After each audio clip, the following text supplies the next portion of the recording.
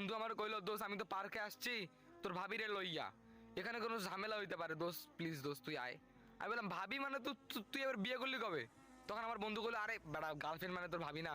আমি বললাম যে ও আচ্ছা, তো তুই কোথায় কোন পার্কে আসিস? তো বললো যে আমি রংপুর শিশু পার্কে আসি। আর আচ্ছা ঠিক আছে আমি আসতেছি। তারপরে আমি একদম বাইক নিয়ে চলে গেলাম ওখানে।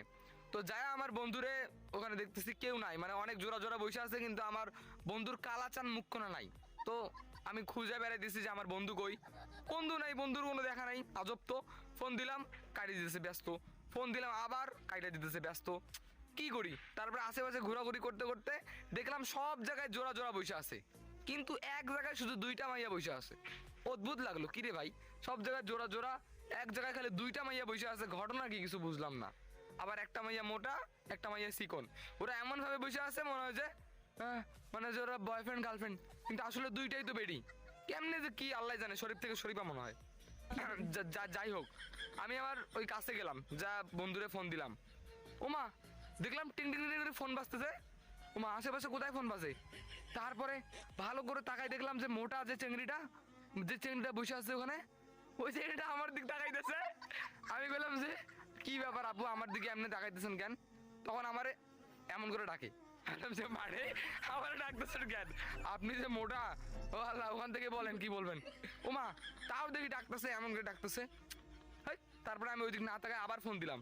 ওমা দেখি ফোনটা ওর কাছেই বাজতেছে। কি হলো, আমার বন্ধুরে ফোন দিয়ে ওখানে বাজে কেন? এরপরে আমার বললো এদিকে। এরপরে আমি ভয়ে ভয়ে আস্তে আস্তে যাচ্ছি, মোটা মাইয়া যদি কিছু করে। তারপরে সামনে গেলাম, তারপরে মোটা মাইয়া কইতেছে বন্ধু আমি তোর বন্ধু হই, এখানে বোরকা পরে আইছি। মানে আমার বন্ধু মানে, তখন বললো যে দোষ এখানে আমি কিছু ছেলেপেলের সাথে গন্ডগোল করছি, তো ওই জন্য আমি বোরকা পরে আসছি দোষ, আমার একটু বাসা দোষ। শালা তুই বোরকা পরছিস এই অবস্থায়? তোর মোটা তোর বিশ্রী লাগতেছে, এমনি তোর কিছু নাই, বোরকা খুল তুই। না দোষ বোরকা খুলবো না। শালা ঠিক আছে প্রেম কর যা। এরপরে প্রেম সেম করলো।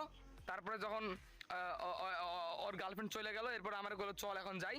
যাই হোক হয়তো বোরকা পড়ছে, যতই ছেলে হোক না কেন, আমার পাশ দিয়ে যাইতেছে।